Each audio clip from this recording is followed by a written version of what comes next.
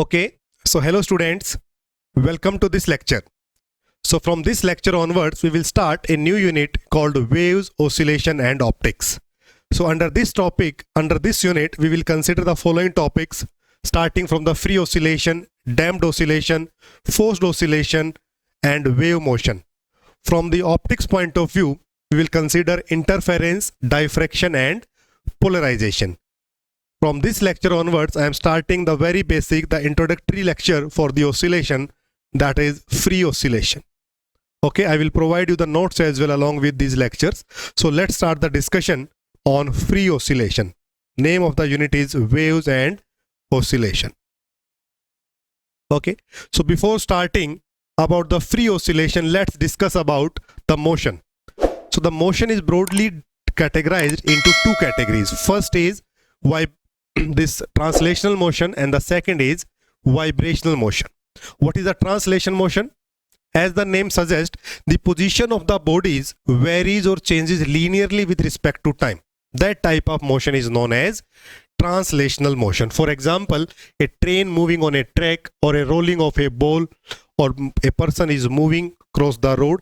These all type of motion are translational motions. Okay. Then the second type of the motion is periodic motion.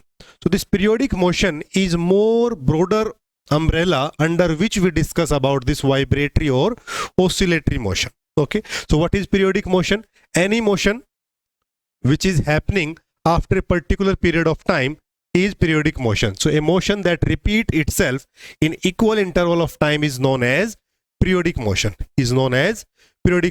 For example, the motions of hands of a clock or any circular motion which is repeating itself after a certain time is also a periodic motion.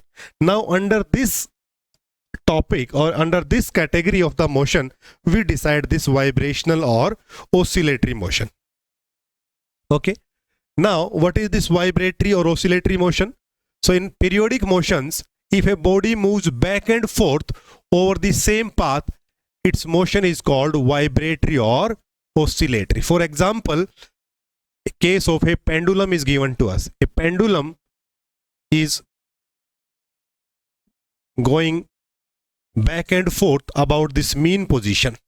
Or case of a spring mass system, if it is the mean position of this and then if we displace this mass, it is going to and fro, or you can say back and forth about the mean position. So that type of motion is known as the vibratory motion or the oscillatory motion. So examples are arms of a walking person, bob of the pendulum, piston of a vehicle engine that is also going back and forth across the mean position, wings of a bird and many other. So these are the mechanical systems which we can see in the macroscopic domain. What about the physics point of view, that is in the microscopic domain? For example, atoms vibrating in a solid lattice. So atoms are vibrating about their mean position. They are also having a vibratory or the oscillatory motion. These radio waves, microwaves, EM waves, all EM waves are nothing but just the oscillation of electric and magnetic fields about the position. So these are the periodic oscillatory और the vibratory motions from the physics point of view. इसीलिए हम इन motions को, क्योंकि आपने quantum mechanics में पढ़ा है कि हम सिंपल हार्मोनिक मोशन को कितना ज़्यादा डिटेल में इसीलिए पढ़ते हैं because of its physical significance in the physics topics. Okay, so the study of oscillations is now essential for understanding the mechanical, acoustical, for example, the sound systems or music systems, electrical systems and atomic systems. So why this oscillation term, this oscillatory motions are very important from all these point of view. तो इसीलिए इसको पढ़ना ज़्यादा important है, ज़्यादा ज़रूरी है कि how actually these motions takes place, क्या मोशंस होंगे, क्या पैरामीटर्स होंगे, कैसे हम डिफाइन कर सकते हैं मोशन को और अदर रिलेवेंट क्वांटिटीज को. बात समझ में आ गई? Why we are studying the oscillation और vibration? Because of its importance in the mechanical, electrical as well as from the physics point of view, fundamental physics point of view. Okay, चलिए आगे बढ़ते हैं. So let's start from the simple harmonic motion. अब simple harmonic motion quantum mechanics में जो आपने पढ़ा है, that we have considered the quantum mechanical aspect of the simple harmonic motion. लेकिन इस सीरीज ऑफ लेक्चर्स में हम समझेंगे कि सिंपल हार्मोनिक मोशन क्या है, बिल्कुल बेसिक से समझने की कोशिश करेंगे, उसका क्लासिकल वर्जन समझने की कोशिश करेंगे, एंड उसके क्या क्या इंपॉर्टेंस है, क्या क्या पैरामीटर्स हम वहां से कैलकुलेट करते हैं. So that we will start from the scratch for this simple harmonic motion. So the simplest example of oscillatory motion is simple harmonic motion, SHM. तो simple harmonic motion में the first thing is it has 1 degree of freedom. It has 1 degree of freedom. SHM have 1 degree of freedom means its state can be completely specified by a single physical quantity, that is displacement in this case.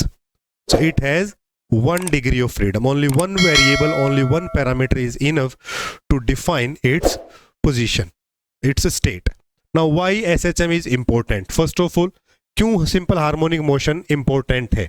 इसका क्या कारण है? पहला, oscillations of most physical systems are very close approximation to SHM. कि जितने भी physical systems हैं उनको अगर हम कंसीडर करें तो they are nearly close approximation of SHM. तो इसलिए अगर हम एसएचएम को समझ लेंगे तो उनके मोशन को, उनके डायनेमिक्स को समझना हमारे लिए आसान रहेगा. दूसरा, जो कॉम्प्लेक्स ऑसिलेशंस है they can also be understood in the form of superposition of SHMs. तो अगर सुपरपोजिशन ऑफ एसएचएम्स करते हैं तो हम जो कॉम्प्लिकेटेड ऑसिलेशन है उनको समझ सकते हैं. And the third one is understanding the wave motion. And the fourth one is, जैसे हम एटम्स इन द सॉलिड हमने स्टडी करना है, electron vibration, various kind of physics interpretation can be done from the SHM. ठीक है.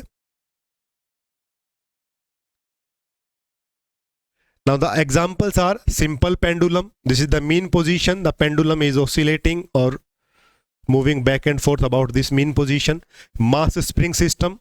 This is attached from a rigid support. This is spring and a mass is attached to it. So अगर हम इस mass को displace करते हैं and then we will release it, so it will do back and forth motion, that is the mass spring system. And this is also LC circuit. ये मैंने electronics में आपको पढ़ाया था. Charging discharging pattern of LC circuit is also a kind of oscillation of the energy. Okay, so these are few examples of SHM. Now कोई भी system है वो ओसिलेट क्यों करता है? सबसे पहला सवाल है कि कोई भी सिस्टम है वो ओसिलेट क्यों करता है. कि अगर हमने ये स्प्रिंग मास सिस्टम लिया, if this is the spring mass system, so say this is mass m, and now if we displace it, if we stretch it or if we compress it and then release it, और फिर छोड़ देते हैं, तो ये oscillate क्यों करता है? उसके लिए क्या पैरामीटर, क्या फिजिक्स उसके पीछे की है, वो हम समझने की कोशिश करते हैं. So the oscillation of the system results from two basic properties, elasticity and inertia. ये एक छोटा क्वेश्चन यहां से बन सकता है. Elasticity and inertia are two responsible factors because of which any system, any physical system oscillates. क्या क्या रोल है देखो इलास्टिसिटी का, यहां से समझने की कोशिश करते हैं.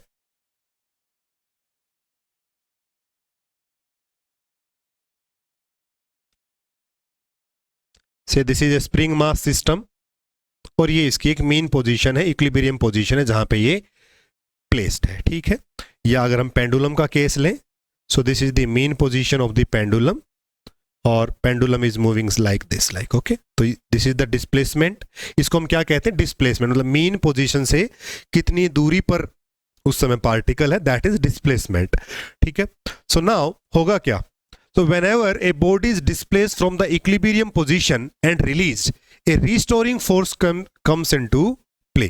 मतलब जैसे ही हम इसको यहाँ से डिस्प्लेस करेंगे, तो जैसे हम यहाँ से इसको इक्विलिब्रियम पोजीशन से डिस्प्लेस करेंगे, ए रीस्टोरिंग फोर्स, रीस्टोरिंग मतलब एक ऐसा फोर्स जो इसकी पोजीशन को वापस से मीन पोजीशन पे रिस्टोर करना चाहता है. तो अगर डिस्प्लेसमेंट इधर है, अगर हमने इधर खींचा है, तो एक रीस्टोरिंग फोर्स है वो इधर अप्लाई होगा कि वो कोशिश करेगा, that force will try to keep this particle at the mean position, तो restoring force F will always be in the opposite direction to the displacement. अगर हम इसको इधर खींच रहे हैं तो रिस्टोरिंग फोर्स इधर लगेगा, अगर हम इसको कंप्रेस कर देते हैं, देन रिस्टोरिंग फोर्स की टेंडेंसी ये है कि वो मीन पोजीशन की तरफ, ओरिजिनल पोजीशन की तरफ रिस्टोर करने की कोशिश करेगा, तो इसको वापस ले जाना चाहेगा, तो रिस्टोरिंग फोर्स की डायरेक्शन ये हो जाएगी। Means this restoring force and the displacement both are always in the opposite direction, similarly ये पेंडुलम जब यहां पर था, जैसे ही हमने इसको यहां पे डिस्प्लेस किया, so now if we will release it will directly come back to this position because of the restoring force। तो restoring force का क्या काम हुआ कि वो हमेशा मीन पोजीशन की तरफ सिस्टम को रिस्टोर करने की कोशिश करता है, वहां पे लाने की कोशिश करता है। That is why it is known as restoring force। तो restoring force, its tendency is to restore the body to equilibrium by imparting a negative velocity। तो जो फोर्स है, तो अगर कोई फोर्स लगेगा तो there will be the velocity and as well as the acceleration. तो इसका मतलब अगर ये यहां गया है, so this force will impart a negative velocity. Negative velocity का मतलब क्या है कि डिस्प्लेसमेंट इधर है तो वेलोसिटी अपोजिट डायरेक्शन में देने की कोशिश करेगा। तो this force F which is the restoring force will produce a negative velocity in the opposite direction to that of displacement, and the magnitude of this restoring force is determined by कि कितना force लगेगा, वो किस पे depend करेगा, will depend upon the elastic properties of the particular matter, particular state की spring कैसा है, स्प्रिंग ज्यादा स्टिफ्ड है कि ज्यादा सॉफ्ट है, उसका स्प्रिंग कांस्टेंट क्या है, उसके अकॉर्डिंग आपका फोर्स लगेगा, राइट। तो वो किस पे डिपेंड करेगा, वो उसकी इलास्टिक प्रॉपर्टीज पे डिपेंड करेगा। तो ये एक बड़ा अच्छा छोटा क्वेश्चन है, the magnitude of restoring force is determined by the elastic properties of the system. It will depend upon the elastic properties of the system, कि कितनी इलास्टिसिटी है सिस्टम में। कोई स्प्रिंग तो ऐसा है कि जैसे हमने उसको छोड़ा तुरंत वापस आ रहा है, कोई उससे कम समय टाइम ले रहा है, कोई मटेरियल ऐसा है कि जिसको हमने दबाया तो उसकी इलास्टिसिटी ऐसी है कि एकदम तुरंत हमें वापस रिस्टोर मिल जाए, या धीरे धीरे धीरे धीरे वापस आ रहा है। तो वो जो फोर्स है that is the property of the elasticity, that is what it means. बात क्लियर है यहां तक? Then this inertia, the second thing is inertia. अब इनर्शिया का क्या रोल है ये भी समझे। ओके, तो रोल ऑफ इनर्शिया। अब इनर्शिया का रोल ये है कि यहां से समझो, ये मीन पोजीशन थी, पेंडुलम इज हेयर, पेंडुलम यहां चला गया, इस डिस्प्लेसमेंट पे यहां पे था, हमने ऐसे ले गए और अब इसको छोड़ रहे हैं। तो जैसे ही हमने यहां से छोड़ा तो हमने कहा कि रिस्टोरिंग फोर्स की वजह से एक नेगेटिव वेलोसिटी आ गई है, एक नेगेटिव वेलोसिटी आ गई है, इनर्शिया है उसको प्रिजर्व करने की कोशिश करता है। और यहां पर आते ही आइडियली तो क्या होना चाहिए था कि रिस्टोरिंग फोर्स ने क्या करना था कि जितना हमने पेंडुलम को, for example this is the mean position, pendulum ऐसे गया और जैसे हमने छोड़ा तो इट शुड बी हेयर, यहां पे रुकना चाहिए था, लेकिन ये रुक नहीं रहा है। क्यों नहीं रुक रहा है? जैसे हम छोड़ेंगे you will see there will be a negative displacement as well. यहां की बजाय वो पहले इधर जा रहा है फिर वापस आ रहा है। तो जैसे यहां पे आया तो रिस्टोरिंग फोर्स तो जीरो हो गया, लेकिन जो नेगेटिव वेलोसिटी थी इनर्शिया की वजह say that will B preserved, और वो सिस्टम ओवरशूट कर जाता है। ये यहां से आके इधर चला जाएगा और इधर जाएगा, जैसे इधर जाने लगेगा system, again the restoring force will be activated. Restoring force को पता चलेगा अच्छा मैंने तो फोर्स इसलिए लगाया था कि तुम यहां रुक जाओ, लेकिन अब तुम इधर जा रहे हो, तो अगर तुम इधर जा रहे हो तो रिस्टोरिंग फोर्स इधर लगने की कोशिश करेगा अपोजिट डायरेक्शन में, और जैसे ही रिस्टोरिंग फोर्स इधर लगने की कोशिश करेगा it means it is imparting negative velocity as compare to this velocity which is the positive velocity in fact. So it means it will try to reduce the velocity, उस speed को कम करने की कोशिश करेगा, और कितनी कम करेगा, उसको जीरो करेगा। तो जीरो करेगा मतलब वो कहीं इस मोमेंट पे जाके रुक जाएगा, and because of the effect of the restoring force which is in this direction now, it will come back at this position, there and there. So this is how this oscillation takes place. The role of inertia is there and role of elasticity is there. तो oscillation किन दो properties, उसका कारण क्या है? Elasticity and inertia. ये overshoot क्यों करता है, रिवर्सल क्यों करता है, एंड दिस कंटिन्यूस साइकिल, ये मैंने आपको समझा दिया है। So this is how this process takes place. Now let's move into a bit mathematical forms. So this equation f is equal to minus kx is nothing but the Hooke's law. It replicates the Hooke's law for elastic forces. So in the systems undergoing small oscillations, the restoring force F depends on the work done to give displacement. Okay, the restoring force opposes the increase in the displacement from the position कि displacement अगर बढ़ रहा है तो force इधर लगेगा, displacement positive की तरफ गया है, अगर इसको मैं पॉजिटिव डायरेक्शन मानूं तो force इधर लग रहा है, displacement नेगेटिव में जा रहा है तो force अपोजिट लग रहा है, मतलब force will always be in the negative direction, in the opposite direction to that of displacement. So that is F equal to minus kx. इसको मैं कई जगह पे ऐसे भी लिख देते हैं, F is equal to minus k psi. Sai भी यहाँ पे डिस्प्लेसमेंट को ही बता रहा है. Please do not confuse yourself with wave function. ये साई का वेव फंक्शन जैसा कुछ भी नहीं है. कई ऑथर इसको लिख देते हैं F is equal to minus K psi और F is equal to minus के एक्स. तो साई जो है यहाँ पे डिस्प्लेसमेंट को ही बता रहा है, that is the net displacement x. और साई को भी हम क्या कहते हैं, डिस्प्लेसमेंट. तो जब भी वेव्स ऑसिलेशन में हम साई टर्म यूज करें तो please do not gate confused. This Sai is nothing but x को ही दूसरी फॉर्म में लिखने के लिए हमने इसको साई लिख दिया, F is equal to minus K psi और F is equal to minus के X. Now this K is nothing but force of constant, means constant of proportionality, that is known as force constant.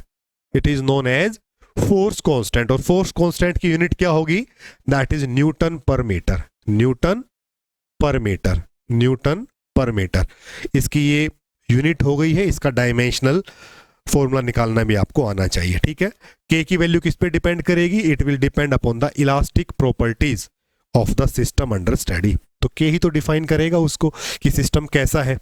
सो के depends upon the elastic properties and because K is depending upon the elasticity, this force is also depending upon the elastic properties of the system. ये हमने जो discuss किया था. Now let's conclude the definition of simple harmonic motion in more formal way, that is motion in which the restoring force is proportional to the displacement. Restoring force is proportional to the displacement from the mean position and opposes its increase.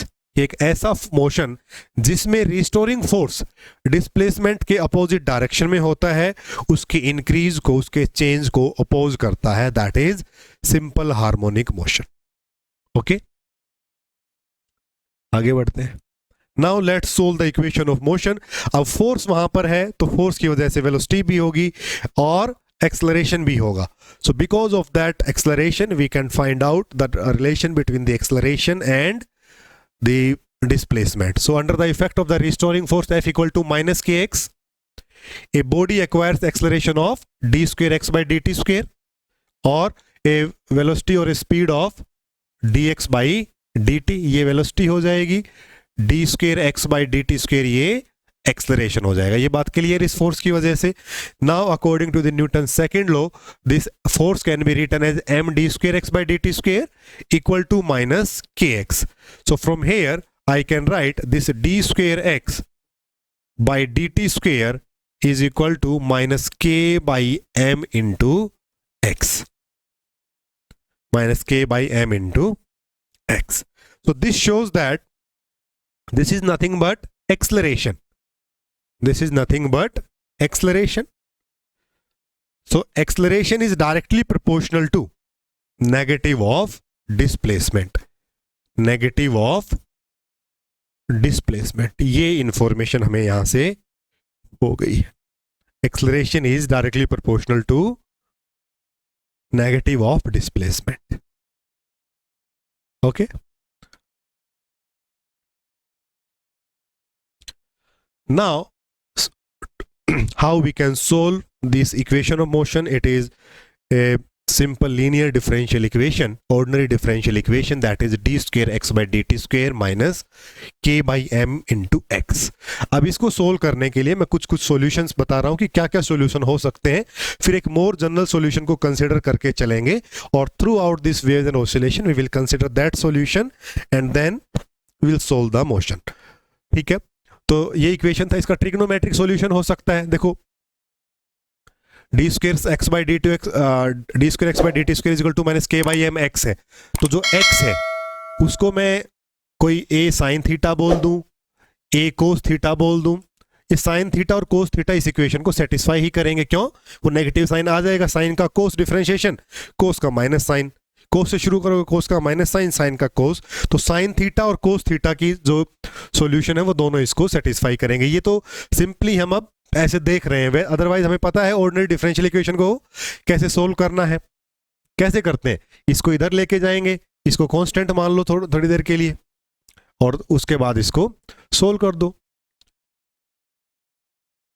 Roots आएंगे, roots कैसे आते हैं, real हैं कि imaginary हैं कि different हैं कि इक्वल हैं, उसके अकॉर्डिंग आप सॉल्यूशन लिख सकते हो। बट यहाँ पे अब हमें पता है कि that is a very simple equation, तो साइन थीटा कोस थीटा वाली टर्म से इसको सेटिस्फाई कर देंगे, और theta is equal to omega t to ensure the time dependence. तो if x is equal to A sine omega t और x is equal to A cos omega t, हम अगर ये दोनों ही सॉल्यूशन लेके चलते हैं तो हमारे पास ये इक्वेशन सेटिस्फाई हो जाती है। आप करके देखिए जल्दी से, ये दोनों ही इक्वेशन इसको सेटिस्फाई करेंगी। और दिस ओमेगा स्क्वेयर को जब कंपेयर करेंगे it will be equal to के बाई एम, ये आएगा यहां से। जल्दी से इक्वेशन को सोल्व करके देखो, D square x by D T square करोगे तो यहाँ पे जो ओमेगा स्क्वेयर बचेगा that will be this, C X is equal to, ये ब्लैक पे दिख रहा है कि नहीं दिख रहा है, इसको let me change it. So x is equal to say a sin omega t. So dx by dt is nothing but a omega cos omega t, and d square x by dt square is nothing but minus a omega square sin omega t. ठीक है, ये आ गया। So minus a omega square sin omega t is equal to minus k by m into x. x is a sin omega t. तो देखो a sine omega t ये तो दोनों same है, तो omega square is equal to के by m, omega square is equal to के by m. ठीक है, तो omega from here is nothing but under the root k by m. तो ये आपने ध्यान रखना है, और वैसे ध्यान रहता भी, हमने खूब ये प्रॉब्लम्स किए हैं। So this omega is equal to के by m. Apart from this trigonometric solution और क्या सॉल्यूशन हो सकते हैं? इसके एक्सपोनेंशियल सॉल्यूशन भी हो सकते हैं, जहां पे अगर मैं x को रख दूं c into e raise power alpha T, उससे भी ये आ जाएगा। दो सॉल्यूशन यहां से भी बन सकते हैं, c1 e raise power iota omega t रखोगे इस इक्वेशन में तो भी जस्टिफाई करेगी, और कोई constant e raise power minus omega t रखोगे तो भी जस्टिफाई करेगी। तो ये भी सॉल्यूशन हो सकते हैं। पावर सीरीज सॉल्यूशन भी हो सकता है कि अगर हम डिस्प्लेसमेंट को in terms of power series लिखें, a naught plus a one t plus a two t square plus a three t cube, तो उसके कोरस्पॉन्डिंग भी हमारे जो सॉल्यूशन है वो ये आते हैं इस इक्वेशन के। ठीक है, बट जनरली हम इसको सोल्व करेंगे, बहुत कम बार कभी इसको समझने की कोशिश करेंगे। Most probably we will go with the trigonometric solutions. ठीक है, तो ये जस्ट बताया है कि ऐसे भी इनके सॉल्यूशंस को, इस इक्वेशन के सॉल्यूशंस को लिखा जा सकता है। ठीक है, आगे बढ़ते हैं। तो जनरल सॉल्यूशन क्या है? देखो, अगर ये भी सॉल्यूशन है ए साइन ओमेगा टी भी और एक कोस ओमेगा टी भी, तो एक जनरल सॉल्यूशन हमने बनाया that x T is equal to A sine omega T plus B cos omega t. ये सॉल्यूशन भी उस इक्वेशन को सेटिस्फाई करता है, so that is why it is the general solution in trigonometric form. Similarly हमने कहा कि e raise power iota omega t ये भी जस्टिफाई करता है, e raise power minus iota omega t ये भी जस्टिफाई करता है, तो इनका जो लीनियर कॉम्बिनेशन है वो भी सॉल्यूशन होगा। So that is X T is equal to this one. ये दोनों इसके जनरल सॉल्यूशंस हो गए। अब हम सोचते हैं कि भाई अगर ये जनरल सॉल्यूशन है, now we stick to this, कि ये हमने जनरल सॉल्यूशन मान लिया है उस इक्वेशन का। Now be careful in this formula, come to this formula x is equal to A sine omega T plus B cos omega T. हमने क्या किया कि इस a को, इस स्मॉल a को, if I consider this a is equal to a cos delta and small b equal to a sine delta, अगर हम ऐसा लिखते हैं, देखो जैसे यहां पे रखेंगे So let's come to this. xt will be equal to a cos delta into sin omega t plus b cos omega t. b is a sin delta into cos omega t into cos omega t. तो यहां से a common आ जाएगा, देखो cos a sin b plus sin a cos b, तो that is simply sin omega t plus delta, a sin omega t plus delta, ये solution आ जाएगा. Similarly अगर ये देखो, अब हमने बाई चॉइस ही रखा था, ठीक है. अगर हम इस a को माइनस a sin डेल्टा लिखें और इस b को a cos डेल्टा लिखें, तो हमारे पास सॉल्यूशन आ जाता है xt is equal to a cos omega t plus delta. तो these are the final solutions of that equation. ये अब आपको ध्यान रखना है. बात समझ में आ गई? फाइनल सॉल्यूशन क्या है? a sin omega t plus delta और a cos omega t plus delta, दोनों ही सॉल्यूशन सही हैं. लेकिन अब हम जब आगे चलेंगे तो अब यहां से हम कोसाइन फॉर्म को प्रेफर करके चलेंगे. यहां से भी सही आएंगी सारी चीजें, लेकिन ये ज्यादा प्रेफरेबल है, इसलिए हम ज्यादा इजी टू हैंडल है, इसलिए हम इसको लेके चलेंगे. तो अब हमारे पास एक बात समझ में आई कि जो सिंपल हार्मोनिक मोशन है उसका सॉल्यूशन हमने क्या लिखना है? Displacement xt is nothing but a cos omega t plus delta. ठीक है, ये ऐसे भी लिखा हुआ मिल सकता है, और it can be written as some psi is equal to a cos omega t plus delta. तो ये क्या है? x क्या है? Displacement from the mean position. Psi क्या है? Displacement from the mean position. तो इक्वेशन ऑफ मोशन का मतलब क्या हुआ कि अल्टीमेटली हमने उस इक्वेशन से क्या निकालना है? D square x by D T square ही तो थी. तो उससे जब सोल्व करेंगे तो x की वैल्यू कैलकुलेट होगी. x क्या है? डिस्प्लेसमेंट है. f is equal to minus के एक्स था ना, तो x क्या है? डिस्प्लेसमेंट. x की ही हमने वैल्यू निकाली है.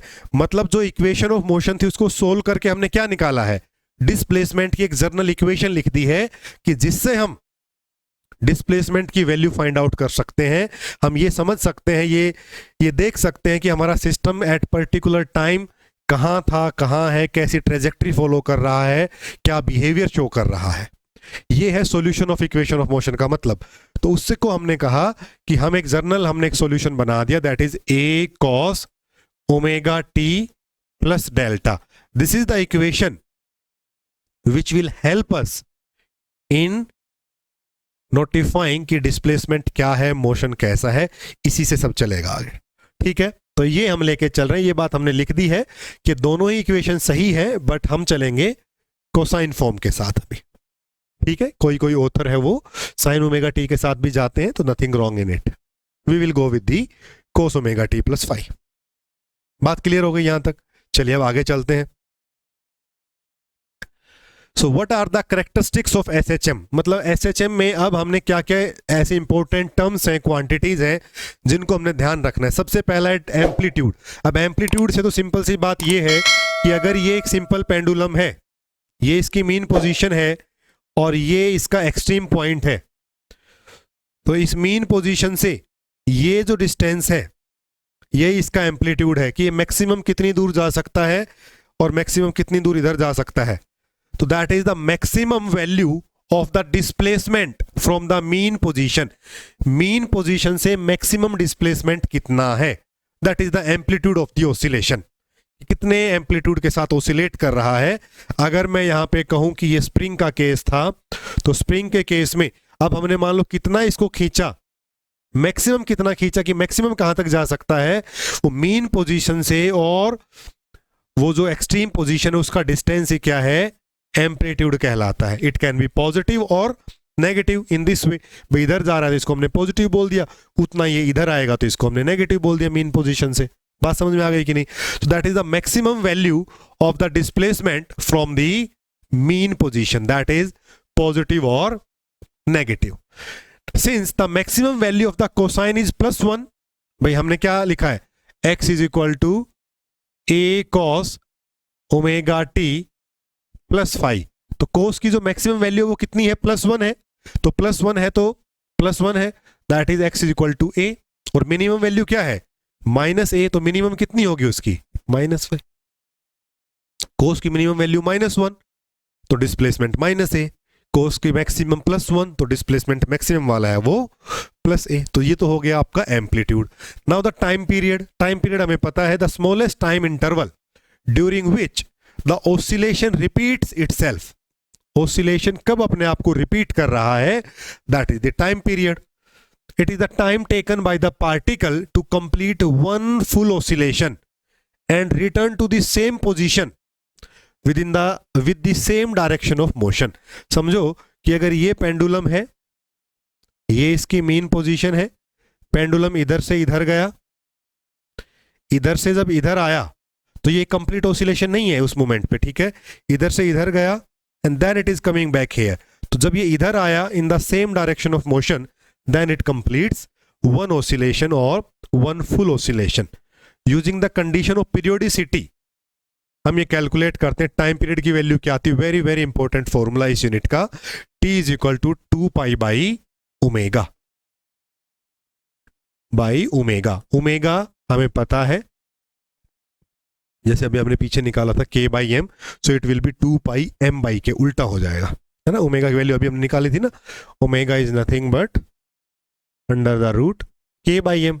तो जैसे यहां पे रखेंगे तो 2π करेंगे तो m/k हो जाएगा। तो time period is directly proportional to mass and inversely proportional to this k which is the force constant.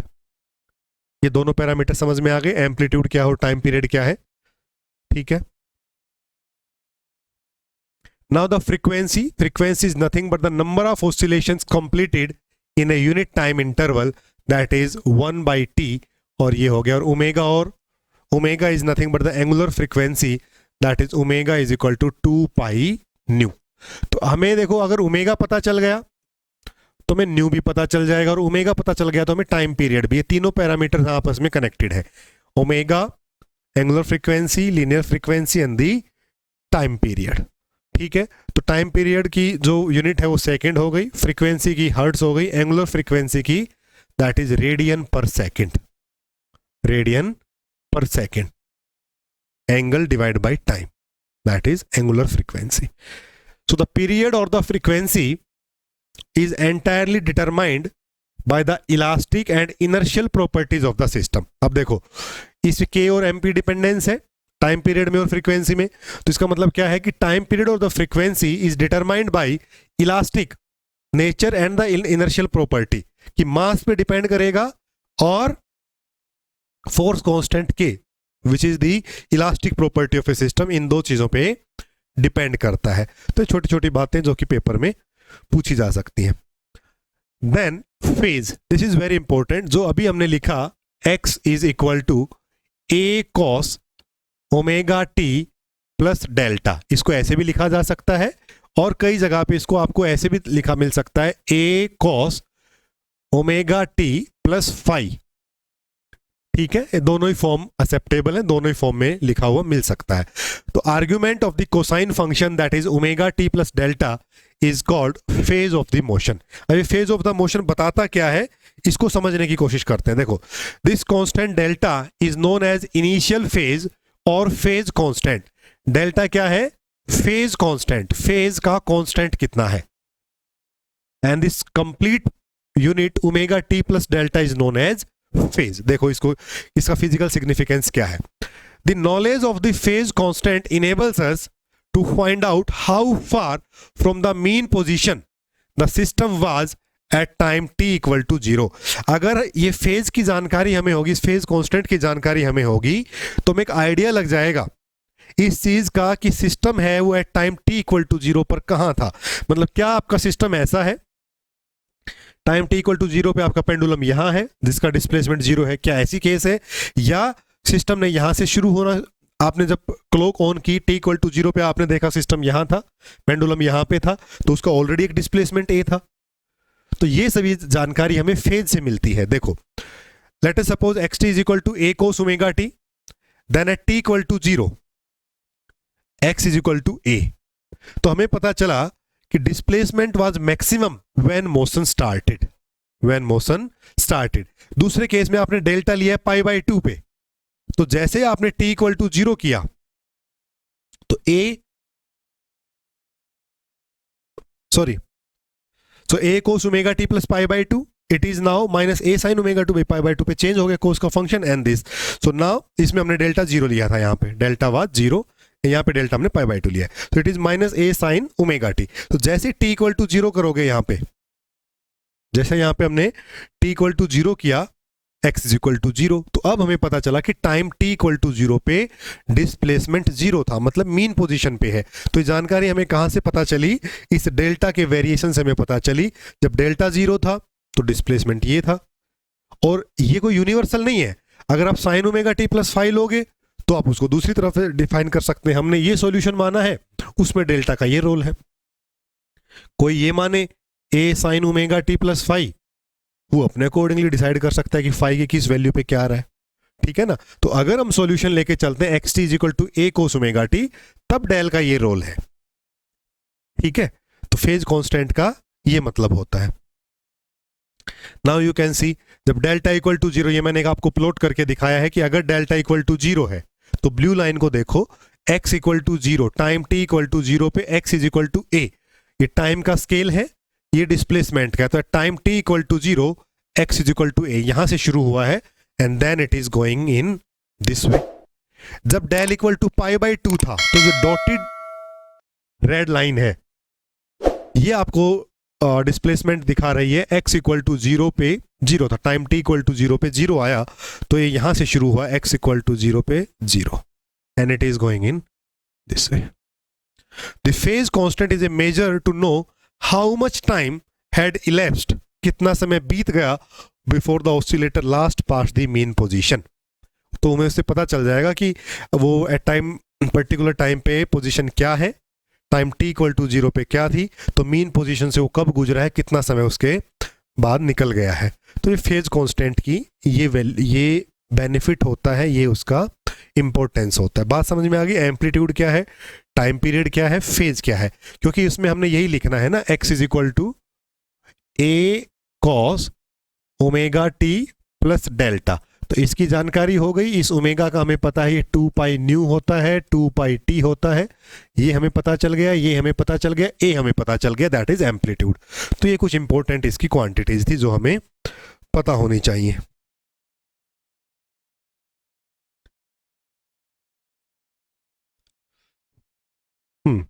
Next is velocity and acceleration in SHM. अब हमने कहा था कि वो जो फोर्स है उसकी की वजह से वेलोसिटी भी होगी, उसकी वजह से एक्सेलरेशन भी होगा.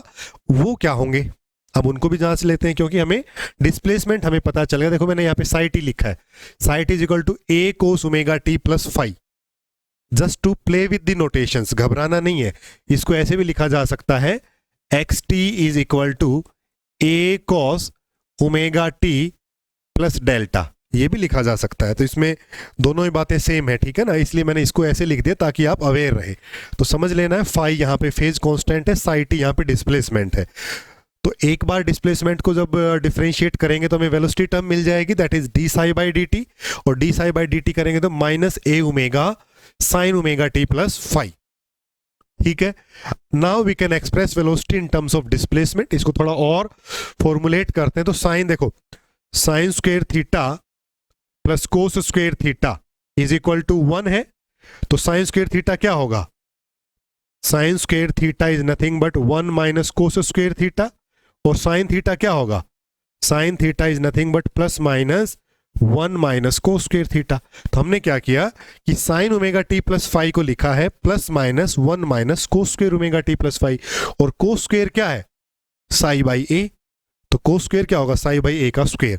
तो इस फॉर्म में हमने इसको लिख दिया है, that is sine omega T, this sign omega T plus five is nothing but this. इस फॉर्म में इसको ले आए हैं.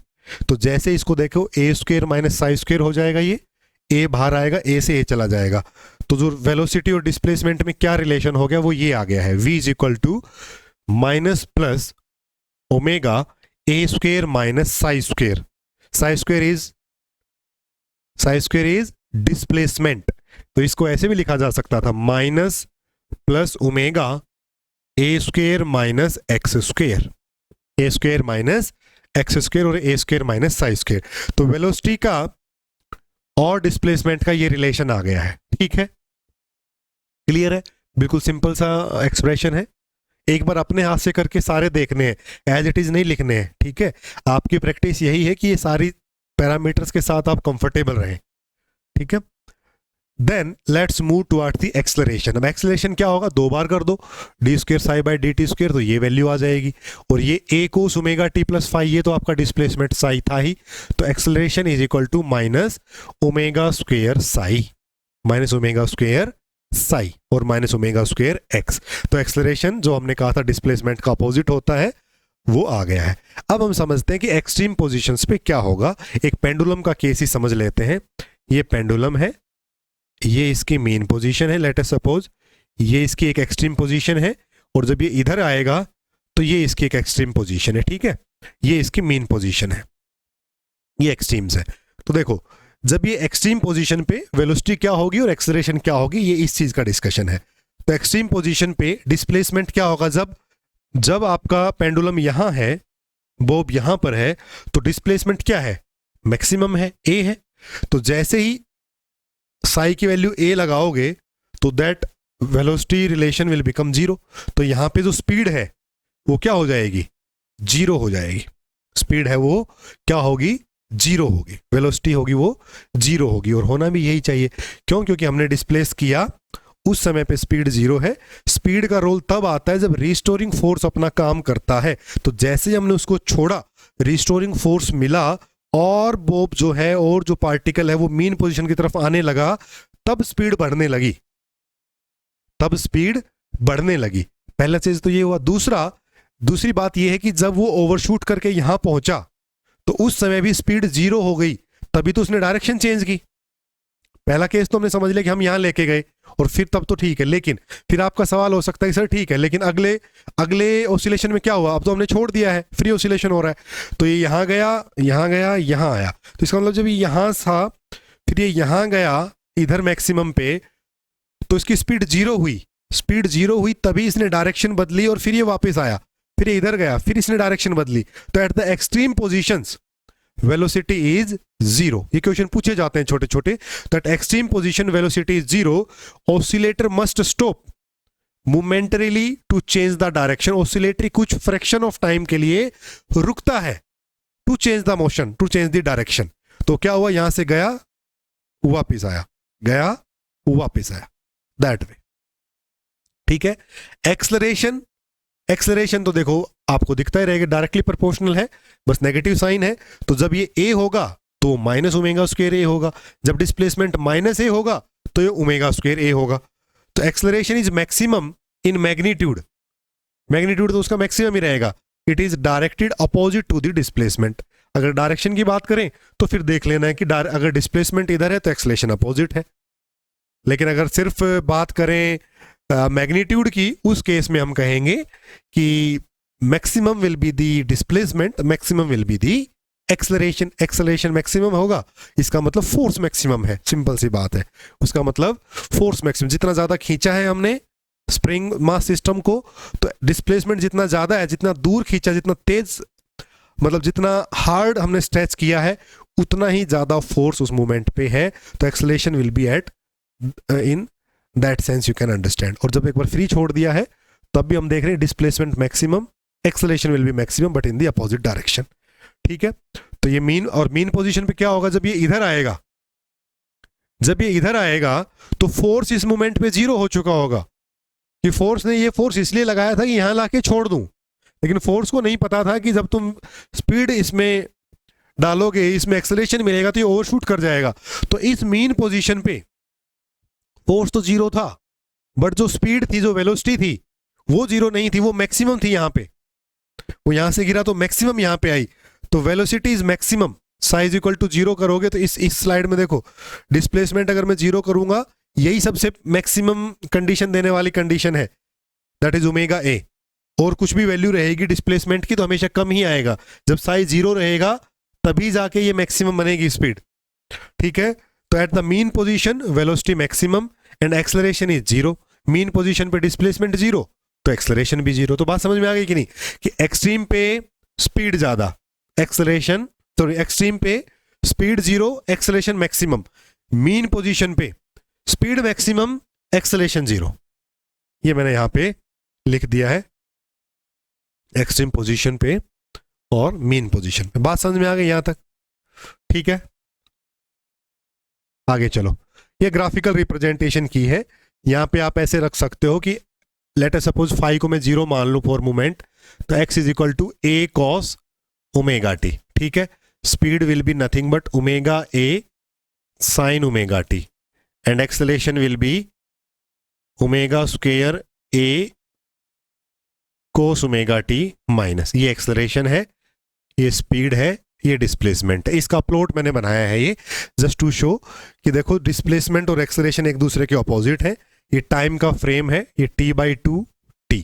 ये आप देखो मैंने ग्राफ आपको दिया, मैं आपको एक्सप्लेन कर रहा हूं, लेकिन ये आप बना के देखना, आपको कॉन्फिडेंस आएगा कि कैसे हो रहा है। ठीक है, x is equal to a cos omega t है, तो आपने करना क्या है, इसको ऐसे लिख लेना है a cos omega is nothing but 2π/t into T, ऐसे लिख लो। अब बड़ा आसान हो जाएगा। देखो t की वैल्यू डालते जाओ, t की वैल्यू 0 है तो a दैट इज हेयर।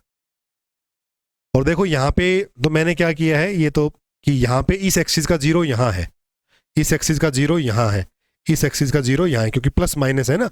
आप चाहो तो क्या कर सकते हो, नीचे आ जाएगा नेगेटिव में, बट उससे कोई फर्क नहीं पड़ेगा। ठीक है ना, इसका 0 यहाँ है। तो नाउ सी a, जैसे ही आप t/2 डालोगे तो t/2 डालोगे तो 2π/t इंटू t/2, तो t से t 2 से 2 cos पाई -1, तो -1 मतलब माइनस a, यहाँ पे आ गया माइनस t/4 डालोगे तो इसके बीच में आएगा, कहीं यहाँ पे क्रॉस कर रहा है t4 पे, तो ये ऐसे बनेगा। फिर t पे देखो, t पे डालोगे तो cos 2π इज 1, cos 2π इज 1, तो इसका मतलब plus a। Similarly speed, similarly acceleration, यहां से देख भी सकते हो एक्सेलरेशन जब डिस्प्लेसमेंट मैक्सिमम था तो एक्सेलरेशन भी मैक्सिमम है लेकिन अपोजिट डायरेक्शन में है। डिस्प्लेसमेंट और एक्सेलरेशन एक दूसरे के अपोजिट प्लॉट्स हैं, आप देख सकते हो यहाँ पे। ठीक है, और ये वेलोसिटी का है, तो ये आप प्लॉट खुद से भी करके देखें, मैंने मैथमेटिक्स बता दिया है इसका। ऐसे ही करना है, ओमेगा को 2π/t लिख लेना और फिर t को चेंज करते चले जाना और प्लॉट करके देखना 2-3 पॉइंट्स पे लेके। जैसे एक स्केल लिया 0 से t, 0 से 2t ले लो, चाहे 0 से t ले लो, जैसे मर्जी, उसके बीच में 2-3 ये पॉइंट्स सिमेट्रिकली असाइन किए, वैल्यू निकाली और प्लॉट बना के देखो इसके। ठीक है ना, this is how you can understand the relation between displacement, velocity and acceleration. Then the next is total energy in simple harmonic motion. अब टोटल एनर्जी क्या है, जहां पे हम बात करेंगे पोटेंशियल एनर्जी की और काइनेटिक एनर्जी की, कि जैसे ही हमने सिस्टम को डिस्प्लेस किया,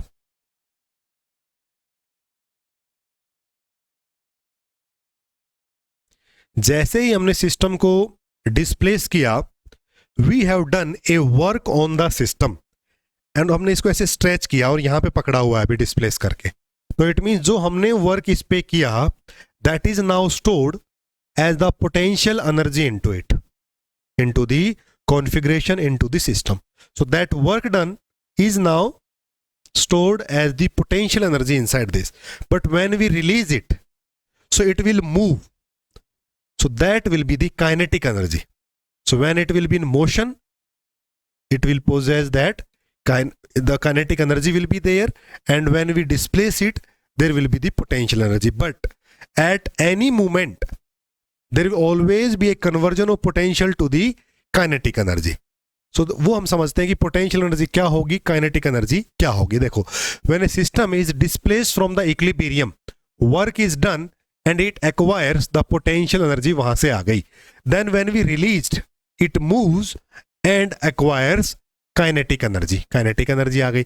तो काइनेटिक एनर्जी क्या होती है, 1/2 mv²। v आपने अभी निकाला है स्पीड, उसकी वैल्यू क्या थी, v की देखो, here is v, here is v, that is a omega sine omega t, minus में है तो v² करेंगे तो वो प्लस हो जाएगा, तो it is 1/2 m omega square a² sine square omega T plus 5। Now kinetic energy is maximum, kinetic energy maximum कब होगी, जब v मैक्सिमम होगा, simply is maximum at the mean position. तो जब ये यहां से गुजरेगा, जब जहां पे स्पीड मैक्सिमम होगी, उसी जगह पे काइनेटिक एनर्जी मैक्सिमम होगी, पोटेंशियल एनर्जी वहां पे मिनिमम होगी। And 0 eight the extremes, kinetic energy की वैल्यू एक्सट्रीम्स पे क्या होगी, 0 होगी, क्योंकि हमने कहा था कि at a moment this system will stop, oscillator will stop for a moment to change the direction. तो इसका मतलब जब वो रुका है एक्सट्रीम पे तो speed is 0 there, speed is maximum here, तो kinetic energy is 0 here and maximum here. This is the mean position, this is the extreme position. Okay, in this direction now, when it is passing through here, the kinetic energy is maximum here but 0 here. So at the extremes, at the extreme ends of the motion, the kinetic energy is 0, and at the mean position the kinetic energy is maximum. Then the potential energy, that is 1 by 2 kx square, इसको हम करेंगे तो this is psi square which is the displacement square, तो 1 by 2 m omega square A square cos square omega T plus 5, then we can add it and, अच्छा add बाद में करेंगे total energy के लिए, इसको भी समझ लो। Potential energy is maximum at the extremes, जहां पे डिस्प्लेसमेंट मैक्सिमम होगा वहां पे पोटेंशियल एनर्जी मैक्सिमम होगी, तो at the extremes potential energy is maximum, at the mean position potential energy is 0। इस बात को समझने मुश्किल है क्या, कोई आसान है, ठीक है। तो it means in between extreme and the mean position there will be the kinetic energy and the potential energy struggling, but at the extreme position the kinetic energy is 0, the total energy is because of the potential energy only, so kinetic energy gets converted into the potential energy, but at the mean position potential energy is 0 and the kinetic energy is maximum. It means whole potential energy is now converted into the kinetic energy. So it means whenever the potential energy here is maximum and it is coming down, so potential energy is decreasing, kinetic energy is increasing. But kinetic यहाँ पे 0, यहाँ पे maximum, potential यहाँ पे maximum, यहाँ पे 0. इसका मतलब इस पूरे रास्ते में potential energy is getting converted into the kinetic energy. So kinetic energy is increasing from 0 to the maximum and potential energy is going from maximum to 0. So in this motion, in this motion between the mean position and the extreme position, kinetic energy and potential energies are getting converted into each other. बात समझ में आ गई? So now the total energy of the oscillator is sum of kinetic energy plus potential energy. इसको add करेंगे तो this will be 1, and this is the formula that E is equal to 1 by 2 m omega square a square. 1 by 2 m omega square a square, that is constant. ठीक है. Now what are the important things? The total energy remains perfectly constant. Total energy तो constant ही है, या तो वो potential के रूप में है या वो kinetic के रूप में है, तो है तो constant ही, उसका कोई भी dissipation नहीं हुआ है. It continuously exchanges between the purely kinetic and purely potential energy. The average kinetic energy and average potential energy over one cycle are both equal to exactly half of the total energy. This is very important कि average, अगर average of kinetic energy मैं calculate करूं वो, या average of potential energy अगर मैं calculate करूं तो it is half of the total energy, that is 1 by 4 m omega square a square.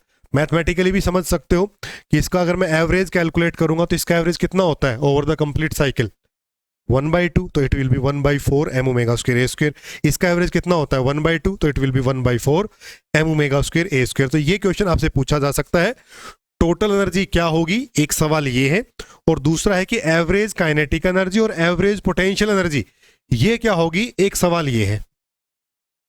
ठीक है, so let's move now. So this is the energy variation with respect to time, कि potential energy में cos वाला plot था.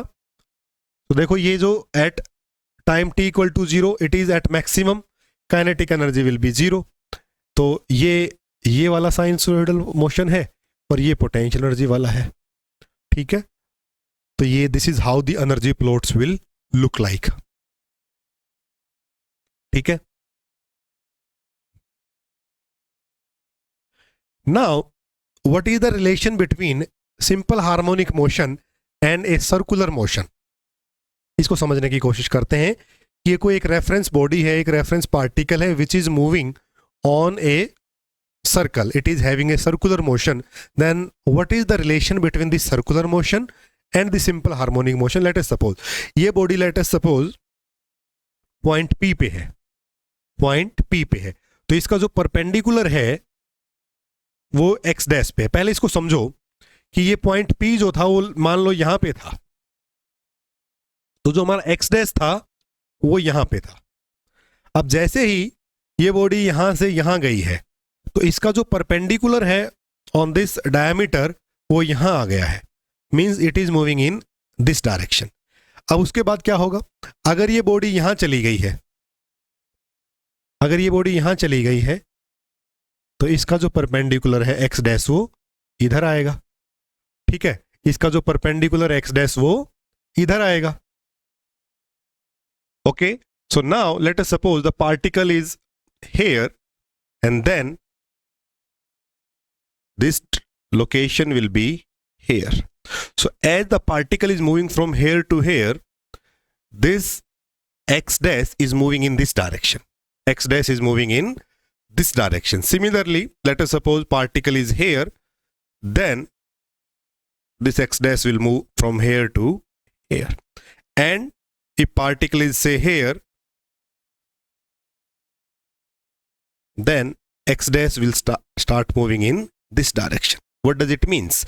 Means whenever the particle is taking a motion from here to here, this x dash moves from left to this direction. But when the particle is moving after this position, then x dash is moving in this direction. Means during a complete motion of the particle, this x dash position is having a simple harmonic motion about this mean position O, about this mean position O. So that is what we have written here, that as particle P moves in uniform circular motion, its projection moves back and forth along the diameter. So it means SHM can also be defined as the projection of uniform circular motion, कि ये जो uniform circular motion हो रहा है इसकी projection on the diameter represents the simple harmonic motion, represents the simple harmonic motion of the reference circle. Then the angular velocity of the SHM is exactly same as the angular velocity of the reference particle, and if we calculate this omega, which is nothing but the angle swept divided by the time period, so the total angle swept, this theta is 2 pi and the time period is t, so omega is equal to 2 pi by t, ये यहाँ से भी justify होता है. So this is the linear this is the relationship between linear simple harmonic motion and circular motion. क्या relationship है कि कोई भी uniform circular motion है of a particular reference body on a reference circle, then the projection on the diameter of the circle will execute simple harmonic motion, will execute simple harmonic motion. ठीक है. Now next, how to represent the simple harmonic motion in complex notation. In complex notation, अब हमने देखो in trigonometric a is equal to k a cos omega t plus phi और delta, और x is equal to a sin omega t plus phi. ये representation हमने trigonometric solutions में अभी अभी पढ़ी थी. इसी को हम कैसे रिप्रेजेंट करना चाहते हैं in the complex form. So complex number z is equal to x plus iota y is taken. Now according to this, x is equal to say r cos theta, y is equal to r sin theta. तो यहाँ पे हमने क्या किया, this a cos theta plus iota sine theta, ऐसे हम लिख सकते हैं किसी भी z नंबर को, कॉम्प्लेक्स नंबर को, r इंटू ई रेज पर आयोटा थीटा और a इंटू ई रेज पर आयोटा थीटा. तो यहाँ पे हम a लेके चल रहे हैं कांस्टेंट, सो इसीलिए हमने इसको a लिख लिया है. ठीक है, तो z is equal to a into e raise पर आयोटा थीटा, ये कोई कॉम्प्लेक्स नंबर है. Now if we substitute theta is equal to omega T plus phi, then we get the complex representation of simple harmonic motion which can be written as z is equal to a iota omega t e raise power iota omega T plus phi. वैसे भी समझे exponential solution क्या निकाले थे हमने, ये निकाले थे ना c1 e raise power iota omega t, c2 e raise power minus iota omega t, ऐसे भी लिखा था हमने. So from that perspective as well, अगर अब हमने फेज कांस्टेंट को ऐड कर दिया है, so in the form of complex notation we can denote SHM as z equal to a e raise power iota omega t plus phi. ठीक है, ये कॉम्प्लेक्स नोटेशन हो गई है। नाउ अगर z हमें पता है which is now representing the displacement, then we can find out the velocity and the acceleration as well, velocity and acceleration. तो वेलोसिटी निकालने के लिए z डॉट हमने किया, that is dz by dt। तो जैसे ही dz बाई dt करेंगे, देखो क्या आएगा, आयोटा ओमेगा बाहर आ जाएगा, ये आयोटा ओमेगा रहा, a e raise power iota omega t plus phi, and this a e raise power iota omega t plus phi is nothing but z, तो it is iota omega z। What about acceleration, z double dot which is d square z by D T square. तो इसको एक बार और करेंगे तो क्या हो जाएगा, आयोटा ओमेगा फिर से बाहर आएगा, iota omega square into z which is equal to minus omega square Z.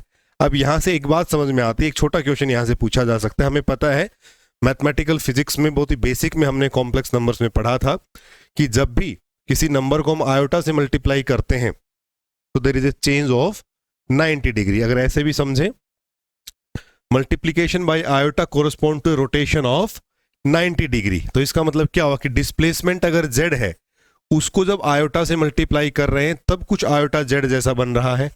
तो इसका मतलब this speed, this velocity leads displacement by pi by two, by pi by two. तो अगर ये क्वेश्चन पूछा जाए इन द कॉम्प्लेक्स नोटेशन और in the phase lead, तो हम क्या समझ सकते हैं कि वेलोसिटी जो है वो डिस्प्लेसमेंट से पाई बाई टू एंगल से लीड करती है, अहेड करती है। सिमिलरली दो बार अगर आयोटा से मल्टीप्लाई कर दें तो iota into iota, that will be minus iota square which is equal to -1, और वही -1 यहाँ पे आ रहा है। इसका मतलब दो बार आयोटा से मल्टीप्लाई हुआ है। एक आयोटा कितने का चेंज देता है एंगल में, 90 डिग्री का, दो आयोटा कितना देंगे, 180 डिग्री का।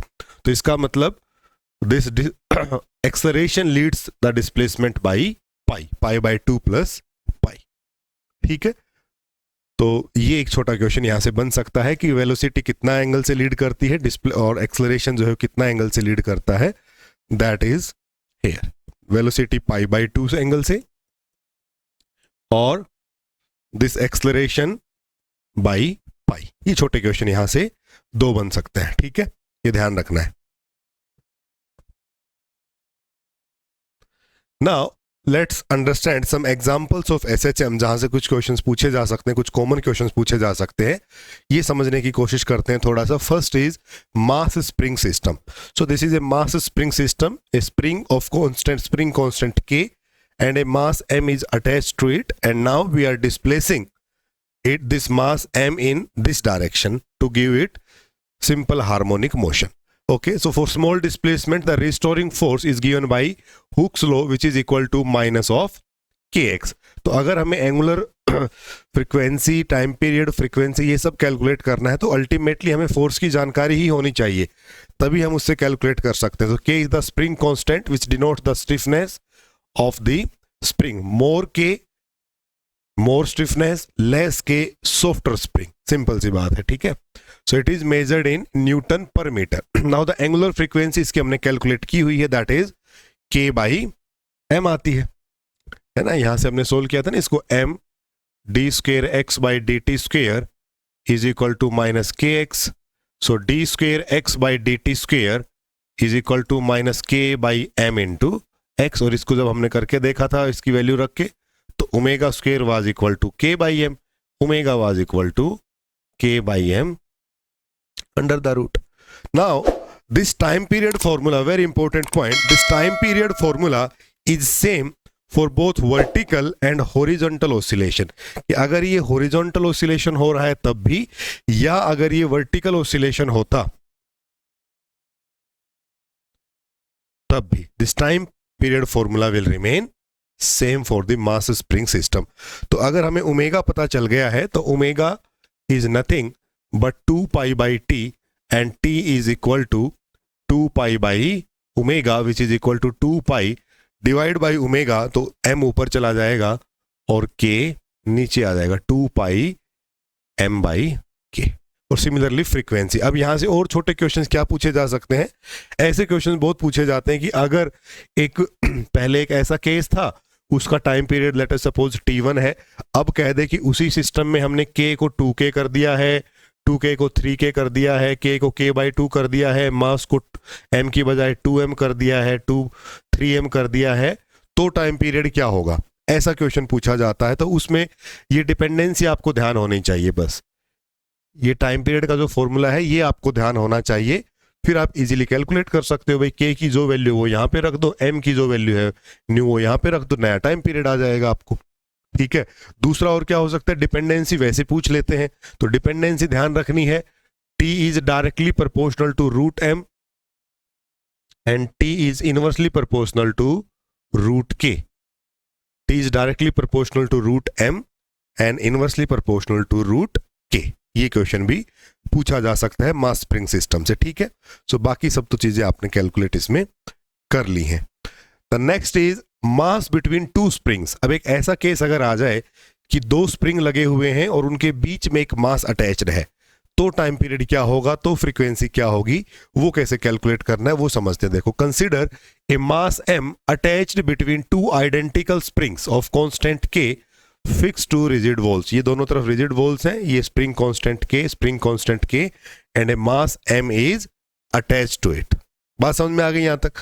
Now if we displace this x, let us suppose हमने क्या किया, इस मास m को एक तरफ डिस्प्लेस किया, तो जैसे ही इस डायरेक्शन में हमने इस मास m को डिस्प्लेस किया, this spring will be stretched. ये स्प्रिंग तो क्या होगा, स्ट्रेच होगा, और जैसे ही ये स्ट्रेच होगा तो there will be restoring force because of this spring in this direction, that is say F1 में बोल देता हूं, पहले स्प्रिंग की वजह से फोर्स होगा वो इस डायरेक्शन में होगा। अब जैसे ये मास उधर पुश हुआ है, so this is stretched but this spring is compressed. ये स्प्रिंग क्या हो जाएगा, कंप्रेस हो जाएगा। सो दिस इज कंप्रेस्ड, और जैसे ये कंप्रेस हुआ, so there will be restoring force in the opposite direction to the displacement. तो कंप्रेस इधर हो रहा है, force will be in this direction, so the again force will be in this direction, F2 and F1. So there will be a net restoring force in this direction itself. और होना भी यही चाहिए। अगर हम देखें कि हमने मास को इधर धकेला है, तो अल्टीमेटली जो रिस्टोरिंग फोर्स का एक्शन है वो वापस उसको पोजीशन पे लाने का होना चाहिए, उसको मीन पोजीशन पे लाने का होना चाहिए। तो इसका मतलब these two forces F1 and F2 are acting in the same direction and hence the net restoring force will be in this direction, which is the sum of F1 and F2, which is the sum of F1 and F2। तो F ये क्या है, minus kx, ये क्या है, minus kx, that is minus 2kx। So the net force F net is nothing but minus 2kx, minus 2kx। So net restoring force is minus 2kx. Now this f can be represented as m d square x by dt square, and from here this d square x by dt square is minus 2k by m। ये omega आ गया है, so this omega square is equal to 2k by m, and omega is nothing but under the root 2k by m। Once omega is there, you can calculate the time period. This t is nothing but 2 pi by omega। तो यहां से हमने calculate कर लिया है dependency मास पे और spring constant पे, यहां पे आ गई। इसको याद रखने की जरूरत नहीं है कि इसकी डिपेंडेंसी को भी आप याद रखो, सिंपल स्प्रिंग मास सिस्टम की याद रखो, ये सब आ जाए तो ये तो कैलकुलेट हम कर सकते हैं फिर, ठीक है कि नहीं। So this is how we can do it. Now the next, the simple pendulum case, very important case as well. एक सिंपल पेंडुलम है और ये इसकी मीन पोजीशन है, and we displace this pendulum from the mean position by an angle theta, and now if we release it, so it will start oscillating about this mean position, and say L is the length of this string। So यहाँ पे हमने लिखा है an idealise system we are taking a point mass on a massless inextensible string of length L। ये जो string है इसका हमने मास इग्नोर किया है, इसकी लेंथ है वो चेंज नहीं हो सकती है, इनएक्सटेंसिबल है, तो वो हमने L ली है। Now if this mass m is here, so there will be the force that is mg, and this force mg will have two components. Say one is this mg cos theta and one is this mg sin theta because of this angle theta। देखो इसको ऐसे समझ लो, यहाँ पे मैंने अलग direction में plot किया just to make you more clear. इसको ऐसे समझ सकते हो, ठीक है। देखो ये एंगल इन दोनों के बीच में थीटा है, so this line is this one and this line is this one, so say this angle is theta, so this will be mg cos theta and somewhere in this direction it will be mg sin theta। So mg cos theta component of the force mg is balanced by the string tension of the string which is t in this direction. So this mg cos theta will be balanced by this t, and this mg sin theta is the responsible force, is the restoring force component because of which this mass m is coming back to the mean position. So this mg sin theta, which is the tangential component, which is the tangential component, is now responsible for restoring the mean position of the particle। तो ये हमारा force आ गया, force आ गया तो हमारे पास सारी equation बन ही जाएगी। So force is minus mg sin theta. Now you know this SHM is all about small oscillations, is all about small oscillation. Small oscillation होंगे तभी तक ये चीज़ें वैलिड है, उसके बाद अगर वॉयलेंट ऑसिलेशन है, वेरी फार ऑसिलेशन है, so no longer SHM will be valid. So for that small angle sin theta is nearly equal to theta, and from here we can calculate the sin theta. If x is the displacement, L is the length, theta is equal to x by L. So force will be minus mg x by L minus mg x by L। Force हमें पता चल गया, equation of motion में हमने calculate कर दिया that m d square x by dt square is nothing but minus mg x by L. So d square x by dt square is equal to this g by L x. So omega square is nothing but g by L, and omega is under the root g by L. So g is the gravity. Okay. So now omega is g by L, time period is 2 pi L by g, very very important formula। तो time period is directly proportional to the length of the pendulum,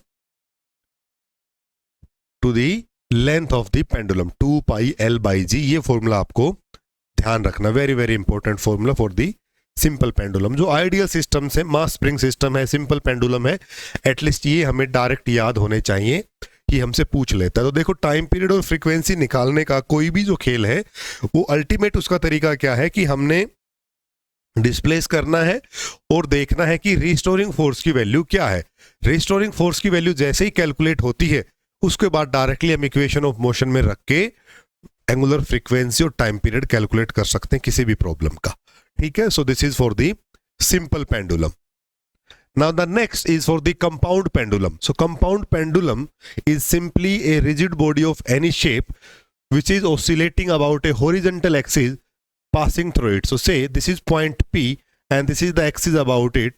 So this is center of gravity point. You can write it as CG or center of gravity or any point. Now if we displace this rigid body about this horizontal axis and say it will be like this one, and this center of gravity will move from here to here, and then we release it, so it will start oscillating about this point P, about this horizontal axis P, and it will have small oscillation or the simple harmonic motion about the horizontal axis passing through it. Now the restoring force in this case will be again minus restoring torque will be there, that is minus mgl sin theta. I will not go in the detailed derivation of that, just जो important points हैं सिर्फ examples हैं, इसीलिए मैं इनको directly यहाँ पे consider कर रहा हूँ, ठीक है. So this mgl sin theta and theta is nothing but equal, sin theta is nothing but equal to theta for small angles. Now this torque can be written as I into d square theta by dt square. I is nothing but the moment of inertia. Okay तो एक तो आप यहीं से direct कर सकते हो इसको, this I d square theta by dt square is equal to minus mgl sin theta, and this d square theta by dt square is equal to minus mgl by I sin theta. ठीक है, so this omega square is nothing but mgl over I, and omega is under the root mgl by I. एक तो simple अगर हमसे compound pendulum का पूछा जाए, so I is the moment of inertia, m mass, g gravity, l length from the centre of gravity to the point. Now this t is equal to 2 pi I over m g l. एक formula तो ये हो गया जो कि direct पूछा जा सकता है, ठीक है. आई लिख लीजिए, I is the moment of inertia. Now if we expand this formula in more general form by calculating the moment of inertia using parallel axis theorem, so this is mk square which is I naught plus ml square, that is parallel axis theorem, and from here I can write down this I is equal to mk square plus ml square. तो m से ये m चला जाएगा and it will be this one, k square by l plus l by g. This k is the radius of gyration about the center of gravity. ठीक है, तो इतना इसको डिटेल में जाने की जरूरत नहीं है, कुछ इंपॉर्टेंट फॉर्मूला है, बस वही एग्जाम में पूछा जाएगा, इसीलिए मैंने इसको डेरिवेशन को नहीं रखा है. एक्चुअली आपके जो सिलेबस जितने भी हैं उनमें जो टॉपिक कंसिडर होते हैं वो डायरेक्टली कंसिडर होते हैं कि super position of the simple harmonic motions and far from that. तो उससे ये चीज़ें सिर्फ इंट्रोडक्टरी हैं, ये सिर्फ मैं आपको एक रिवाइज करा रहा हूं कि ये चीजें अगर पूछ ली जाएं तो इन पे छोटे क्वेश्चंस कैसे हैंडल करने हैं, ठीक है. तो this will be the time period T. अब इसको देखो, ये फॉर्मूला कुछ जाना पहचाना लग रहा है क्या? So t is equal to 2 pi some l by g. Simple pendulum में हमने ऐसा पढ़ा था, तो ये भी लगभग वैसा ही है. अगर इसको मैं इक्विवेलेंट लेंथ बोल दूं तो अगर मैं एक सिंपल पेंडुलम समझता जिसकी लेंथ ये होती तो फॉर्मूला लगभग वही है. तो इसकी जो equivalent length of simple pendulum है वो क्या आ गई, k square by l plus l, k square by l plus l. तो कंपाउंड पेंडुलम से क्या पूछा जा सकता है, टाइम पीरियड का फॉर्मूला पूछा जा सकता है, फ्रीक्वेंसी का फॉर्मूला पूछा जा सकता है मेनली, ठीक है. रिस्टोरिंग टॉर्क क्या है, ये है, and this is how force is written in the angular form, moment of inertia into d square theta by dt square. ठीक है, so this is compound pendulum. Now some more examples like torsional pendulum and electrical system. तो torsional pendulum क्या है, this disc or a cylindrical shape is attached to a shaft by a rigid support, and then if we rotate this shaft, rotate this body by angle theta, then there will be a twist in the shaft as well or in this thread as well, and then the restoring couple force will be there. इसको c theta भी लिख देते हैं, कोई minus tau theta भी लिखा होता है, तो accordingly this constant is given. So restoring couple means क्या होगा, अब देखो वो उसको हमने twist किया और then we release it. तो जैसे twist करके छोड़ा एंगल से, it will start oscillating like this, it will start oscillating like this, and it will behave like a torsional pendulum. So restoring couple will act there, and this is some minus c theta. So c is the torsional constant, and this I d square theta by dt square is now minus c theta. So d square theta, that is angular acceleration, is nothing but minus c by I into theta. So this is omega. Omega square is c by I, and omega is c by I. So omega आ गया, time period 2 pi I by c. तो torsional pendulum में ये direct है. I is the moment of inertia, c is the constant.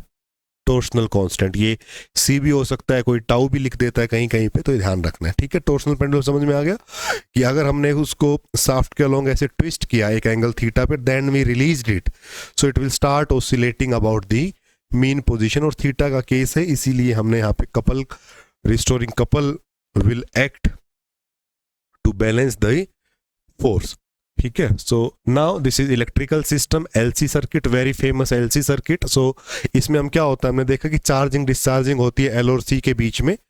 So the charge oscillates between the capacitor plates and the angular frequency comes out to be 1/√LC। So the time period will be 2π√LC। Time period आ गया, frequency आ गई, angular frequency आ गई, ये यहां से पूछा जा सकता है, ठीक है। अगर इसका डिटेल्ड वर्किंग समझना है आपने इलेक्ट्रिकल सिस्टम ऑफ एलसी की, कैसे एक बार जब हम इनिशियली चार्ज करते हैं उसके बाद ये कैसे ऑसिलेटर की तरह काम करता है, तो आप इलेक्ट्रॉनिक्स का लेक्चर जाके देख सकते हो, जहाँ पे मैंने इसको ऑसिलेटर्स में पढ़ाया हुआ है कि कैसे ये ऑसिलेटर की तरह काम करता है, कैसे यहाँ पे चार्ज कंप्लीटली एक बार स्टोर होगा, then again charge will discharge, charge again charging of the capacitor, discharging of the capacitor will take place. So यहाँ पे मैंने जस्ट एक ब्रीफ आइडिया दिया है कि charge oscillates between capacitor plate and the angular frequency is omega 1/√LC, ठीक है। तो देखो ये आपने करना क्या है कि ये जो 4-5 एग्जाम्पल मैंने बताए हैं, इनकी एक टेबल बना लेनी है डायरेक्ट। मास स्प्रिंग सिस्टम, ठीक है, छोटा सा डायग्राम बनाया और उसका फ्रीक्वेंसी और टाइम पीरियड लिख लिया। सिमिलरली ऐसा केस बना लिया। सिमिलरली सिंपल पेंडुलम में फ्रीक्वेंसी और टाइम पीरियड क्या होगा, देन कंपाउंड पेंडुलम का टाइम पीरियड क्या होगा, एंगुलर फ्रीक्वेंसी क्या होगी, देन दीज केसेस। तो ये 4-5 एग्जांपल्स हैं, इनको एक टेबुलर फॉर्म में बना लेना है इसके बाद, ताकि आप बार इसको रिवाइज करें तो आपको ये ध्यान रहे, ठीक है। नाउ एक ये कॉन्सेप्ट भी कई बार पूछा जाता है थोड़ा सा एडवांस फॉर्म में जाने के लिए, कि आपको कॉम्बिनेशन ऑफ स्प्रिंग्स दे देते हैं कि या तो एक number of springs are attached in series और इन पैरेलल, तो उस समय हम रिस्टोरिंग फोर्स कैसे निकालें या टाइम पीरियड कैसे निकालें एग्जाम कंडीशन में, उसके लिए टॉपिक मैंने ऐड किया है। So combination of springs series arrangement. अब सीरीज में देखो, फॉर एग्जांपल एक K1 स्प्रिंग है, उसके नीचे K2 है, K3 ऐसे स्प्रिंग्स लगे हुए हैं and a mass m is attach to it. तो होगा क्या, पहले आसान भाषा में समझो इसको समझने के लिए कि एक्चुअल में होगा क्या, कि समझो कि एक स्प्रिंग को हम रिप्लेस करते हैं रबर बैंड की तरह। ऐसे समझो कि एक रबर बैंड है और एक और रबर बैंड हमने उसके साथ अटैच कर दिया, एक और रबर बैंड हमने उसके साथ अटैच कर दिया है, और फिर कोई मास m है वो उस पे हैंग है। तो एक सिंपल जो केस था, जो पहला एक सिंगल रबर बैंड का जो केस था, उसके मुकाबले आपको क्या लगता है कि जब हम 2 या 3 सेम प्रॉपर्टीज के सेम इलास्टिसिटी के स्प्रिंग अगर हम लगाएंगे तो क्या होगा, ऑसिलेशन और स्मूथ होगा या बहुत टाइट हो जाएगा, बहुत ज्यादा स्टिफ हो जाएगा, क्या लगता है? System will become more softer, है ना। अगर ज्यादा स्प्रिंग होंगे तो system will become more softer as compare to a single rubber band. तो वो तो हो गई सीरीज। मतलब सीरीज अरेंजमेंट में हमें ये पता चला कि पूरा सिस्टम अब और आसानी से ऑसिलेट कर रहा है, अब और आसानी से ऑसिलेट कर रहा है। इसका मतलब जो उस पूरे सिस्टम का जो स्प्रिंग कांस्टेंट है वो पहले के मुकाबले कम हो गया है, पहले के मुकाबले कम हो गया है, तो स्टिफनेस उसकी कम हो गई है। एक चीज तो ये है। दूसरा क्या है, एक दूसरा एक्सपेरिमेंट ऐसे करके देखना कि 2 रबर बैंड लेना, ऐसे पैरेलल उनको ऊपर से टांगना और नीचे उनके एक ही मास लगाना। अब उसको करके देखो, ऐसे मास ना भी लगाना तो ऐसे उंगली से ही करके देखना। तो जो एक स्प्रिंग के मुकाबले जब 2 पैरेलल में आपने लगाए हैं तो स्टिफनेस है वो बढ़ गई है, हार्डनेस है वो बढ़ गई है। अब आपको ज्यादा फोर्स लग रहा है उधर करने के लिए, तो स्टिफनेस बढ़ गई है। इसका मतलब कांस्टेंट बढ़ गया है, स्प्रिंग कांस्टेंट के इज इंक्रीज। तो इसका मतलब क्या होगी, जब भी पैरेलल कॉम्बिनेशन ऑफ स्प्रिंग है तो नेट स्प्रिंग कांस्टेंट है वो बढ़ जाता है, और जब सीरीज कॉम्बिनेशन ऑफ स्प्रिंग्स है तो जो कांस्टेंट है, इलास्टिक कांस्टेंट के है, वो घट जाता है। ठीक है, इसको अब हम समझते हैं। सबसे पहले समझो this F is equal to minus kx। तो k की वैल्यू क्या है, k is nothing but force per unit length, k is nothing but force per unit length, force per unit length. It means it is the force required अगर मैं कहूं कि अगर एक यूनिट लेंथ का हमने एक्सटेंशन लेना है तो amount of force required is this k for any particular body particular material. So force required to produce unit extension is nothing but spring constant. Stiff springs have large K and soft springs have small k. Stiff spring की value large K मतलब more will be the value of K, more stiff will be the spring, less will be the value of K, softer will be the spring. Now series combination में होगा क्या, देखा अब इस m की वजह से जो नीचे हम इसको डिस्प्लेस किया है mg फोर्स जो है, जो भी फोर्स लगेगा that will be acted equally on this and there will be some extension into this, there will be some extension into it. तो the net extension will be added. The same force acts through both springs and the total extension is the sum of extension of this and extension of this. ये जितना extension इसमें हुआ, जितना extension इसमें हुआ, the net extension will be this and the total force is same. So the system becomes softer and leading to a large time period. जब system, ये तो हम देखेंगे कि क्यों हो रहा है ऐसा, लेकिन इसको ऐसे समझो, द के इक्विवेलेंट क्या हो जाएगा सीरीज में जब भी करना होगा तो 1/k1 k2 means this K is reduced. तो जब भी अगर ऐसे आपको दे रखा है तो क्या होगा, net k1 k2 k1 plus k2. अगर मैं कहूं यहां पे k है, यहां पे 2k का स्प्रिंग है, तो और आपसे टाइम पीरियड पूछ लूं तो आप पहले क्या करेंगे, एक इक्विवेलेंट k वैल्यू कैलकुलेट करेंगे which is k into 2k divide by 3k which is 2k by 3. ये k की वैल्यू आ गई, अब आपको पता है. और जैसे ही आपने देखा कि स्प्रिंग मास सिस्टम में here is it is ये रहा, तो क्या था 2 पाई m बाई के, 2 pi m by k. So this t is nothing but 2 pi m by k. Now if this k is reduced, k हुआ क्या है, सीरीज कॉम्बिनेशन की वजह से k की वैल्यू रिड्यूस हुई है, k की वैल्यू कम हुई है, k की वैल्यू कम हुई है. तो k की वैल्यू अगर कम हुई है तो टाइम पीरियड बढ़ गया है. यही बात यहां पे लिखिए कि सिस्टम जब सॉफ्ट हुआ है it leading to a larger time period उसका बढ़ गया है. और ये होना भी चाहिए कि देखो जब ज्यादा स्प्रिंग होंगे तो ऑसिलेशन ऐसे ऐसे होगा, धीरे धीरे टाइम पीरियड बढ़ जाएगा उसके ऑसिलेशन का. कम स्प्रिंग होगा तो it will move like this, time period will be less. But if जैसे ज्यादा सोकर होंगे तो आराम से ऐसे ऊपर नीचे जाएगी गाड़ी, है ना. सो this is how this spring constant affects the system. Now parallel arrangement ऐसी होगी कि k1 k2 लगे हैं और एक कॉमन मास m इस पे लगा है. इस केस में क्या होगा, देखो both springs stretch by the exact same amount. इस केस में क्या होगा, एक एट ए मूवमेंट. उस केस में क्या था कि एक्सटेंशन अलग अलग थी दोनों में और टोटल एक्सटेंशन उन दोनों की एडिशन था, लेकिन पर्टिकुलर स्प्रिंग में एक्सटेंशन कुछ और थी, दूसरे में एक्सटेंशन कुछ और थी. यहां पे क्या है कि सेम फोर्स एक ही इंस्टेंस पे दोनों पे लग रहा है, उतना ही एक्सटेंशन इसमें देगा, उतना ही एक्सटेंशन इसमें देगा अगर दोनों की प्रॉपर्टी सेम है तो it means both springs stretch by the exact same amount which is equal to say x. The total restoring force is sum of the forces from each spring. इसका restoring force, इसका restoring force, that will be F net. तो इस case में क्या होगा, extension will be same but force will add. उसमें क्या था, force will be add, force will same but extensions will be added. ठीक है, इसको मैथमेटिकली भी हैंडल कर सकते हैं. ये एक बार दोनों को F equal to -kx1 -kx2 करके ऐसे सोल्व करके भी वही आएगा, लेकिन मैं आपको और आसानी से समझा रहा हूं कि आप कॉन्सेप्चुअली इसको समझ लें तो आपको उसमें ज्यादा जाने की जरूरत ना पड़े. बट ये बात ध्यान रखिए कि यहां पे ये फोर्स F1 प्लस F2 है, तो which is equal to now -kx क्योंकि x सब सेम है तो net force will be in this sense. उसमें क्या था, force was same but -kx1 -kx2 ऐसे होता क्योंकि उनमें एक्सटेंशन अलग अलग थी. ठीक है, now the system becomes stiffer like adding 2 rubber bands together. कि अगर 2 रबर बैंड्स को ऐसे हमने लगा दिया, सिस्टम जो है वो स्टिफ्ट हो जाएगा, थोड़ा हार्ड हो जाएगा. तो it means the time period will be reduced. और जो के इक्विवेलेंट होगा वो क्या होगा, सिंपली ऐड हो जाता है। तो अगर मैं यहाँ पे कहूँ कि के है तो नेट कितना हो जाएगा, 2k हो जाएगा।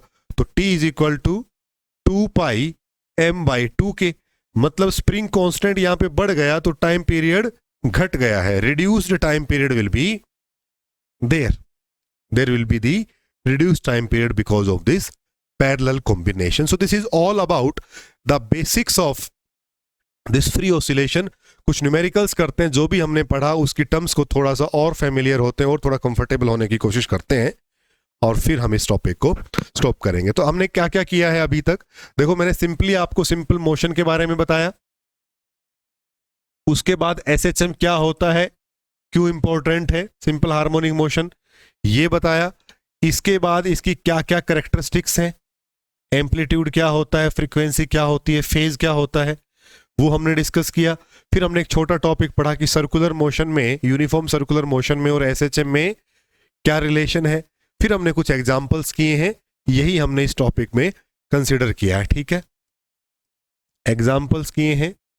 और एक हमने यहां पे रखा था यूनिफॉर्म सर्कुलर मोशन रिलेशन, और एक हमने रखा था कि जो हमारे पास SHM की इक्वेशन थी उसके सॉल्यूशंस को किस किस फॉर्म में हम लिख सकते हैं, ट्रिग्नोमेट्री फॉर्म में लिख सकते हैं, पावर सीरीज में हम लिख सकते हैं, और कॉम्प्लेक्स फॉर्मेशन में, कॉम्प्लेक्स नोटेशन में हम लिख सकते हैं, और एक्सपोनेंशियल फॉर्म में लिख सकते हैं। ये हमने यहां से समझने की कोशिश की है, ठीक है।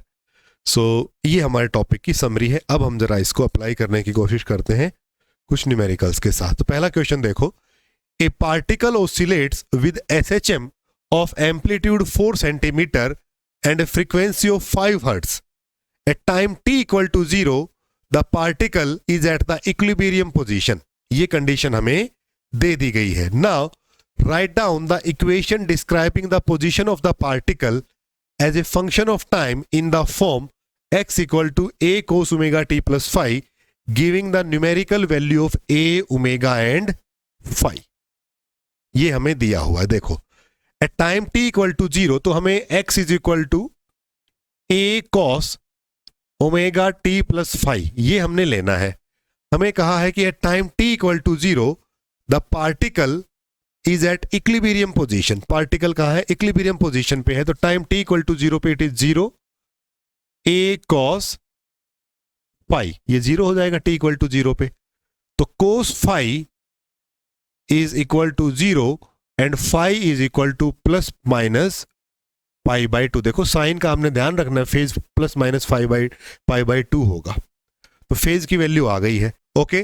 तो फाई की वैल्यूज क्या आ गई है हमारे पास, phi is plus minus pi by 2, a की वैल्यू हमारे पास 4 सेंटीमीटर गिवन है, म्यू इज 5 हर्ट्ज, तो यहां से ओमेगा आ जाएगा 2 pi nu which is equal to 10 pi, और फाई हमें पता है। तो पहला क्वेश्चन तो यहां पे हो गया है, ये हमने कैलकुलेट कर लिया। Now the second thing is what are the values of x, v and a at t equal to 10/3 second, मतलब displacement, velocity and acceleration at t this.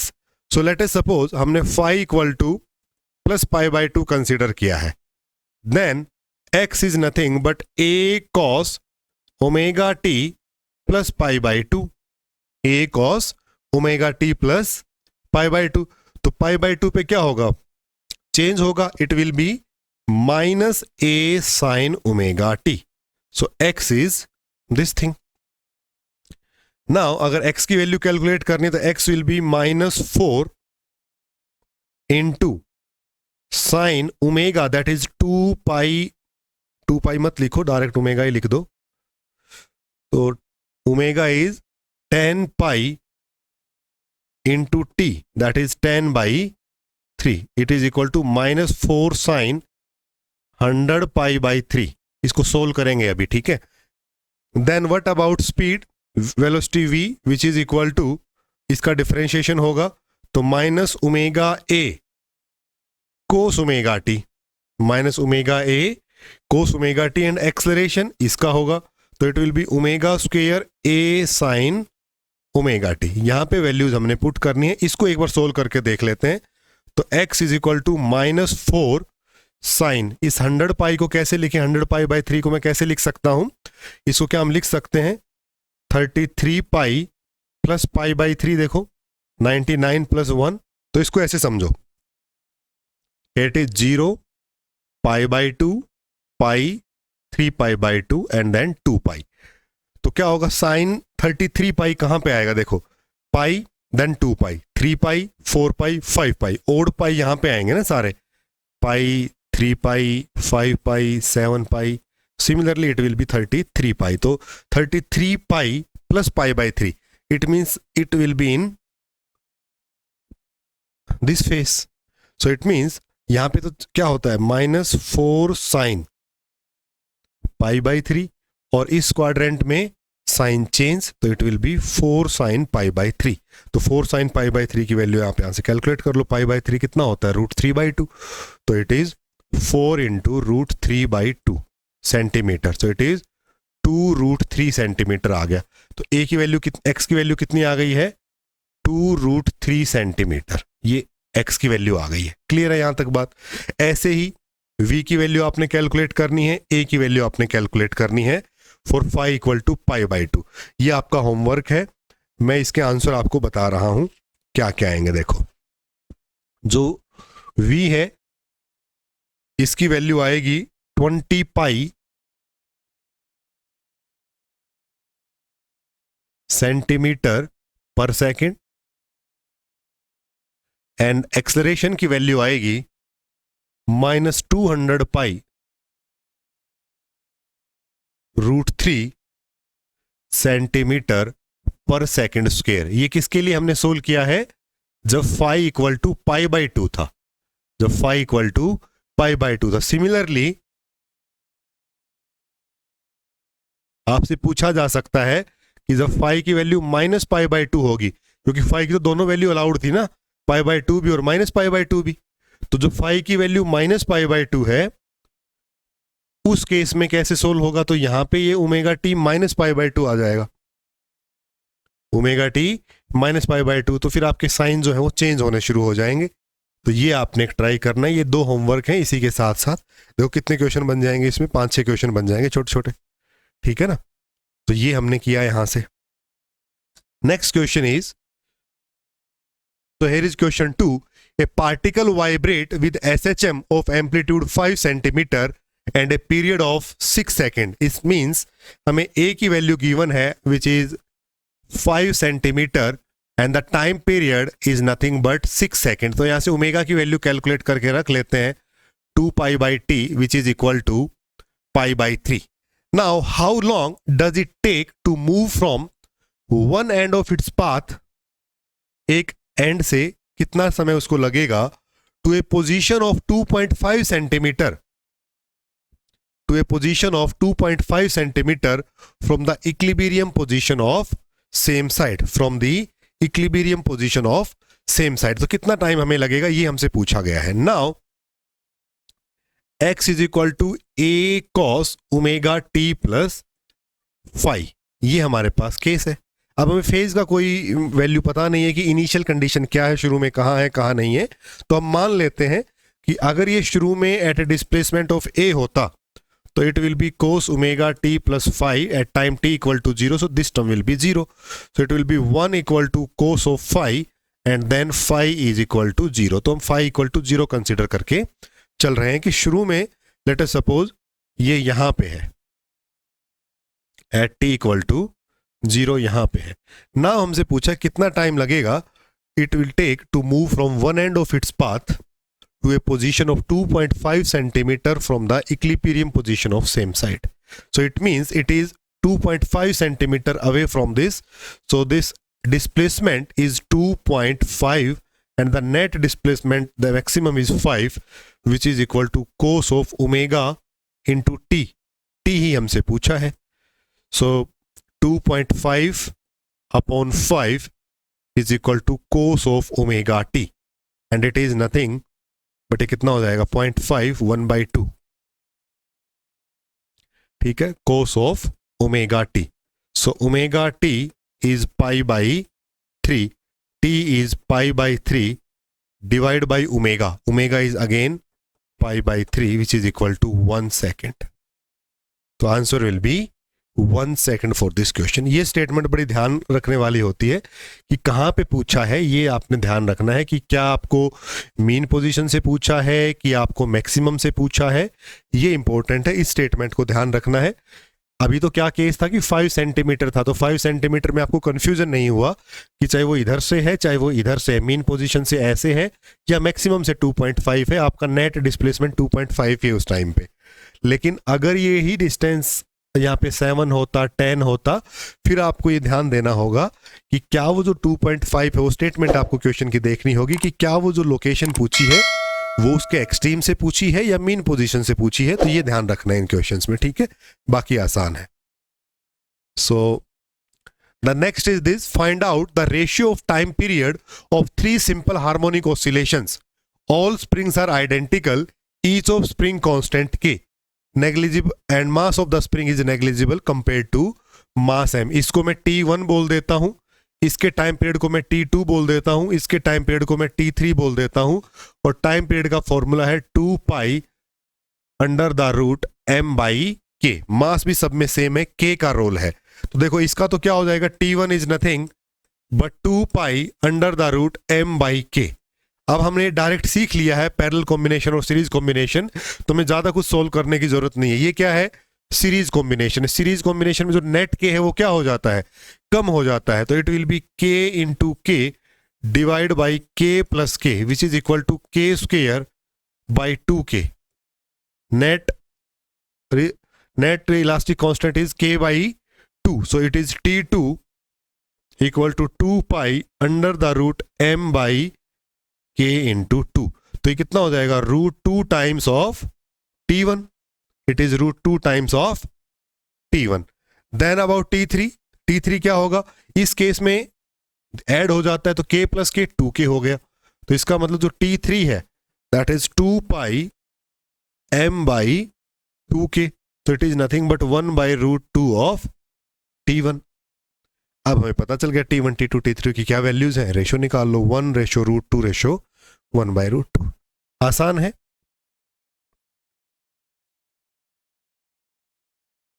Now the very basic question, ये तो हमने calculate कर ही लिया था. 2 massless springs of force constant K1 and K2 are connected to mass m placed on a horizontal frictionless surface. Find out the expression for time period. तो क्या होगा, देखो इसको अगर इस तरफ डिस्प्लेस करेंगे तो restoring force, first restoring force will be in this direction which is minus k1x, and the second restoring force because of the compression of this spring will be again in this direction, that is minus k2x. तो the net force F is equal to minus k1 plus k2 into x. तो equation of motion अब हम solve कर सकते हैं. that is m d square x by dt square is equal to minus k1 plus k2 into x. So this d square x by dt square is equal to minus of k1 plus k2 divide by mx. So omega की value कितनी आ गई, under the root k1 plus k2 divide by m. और time period क्या हो जाएगा, 2 pi m k1 plus k2, k1 plus k2, ये हो जाएगा. ठीक है.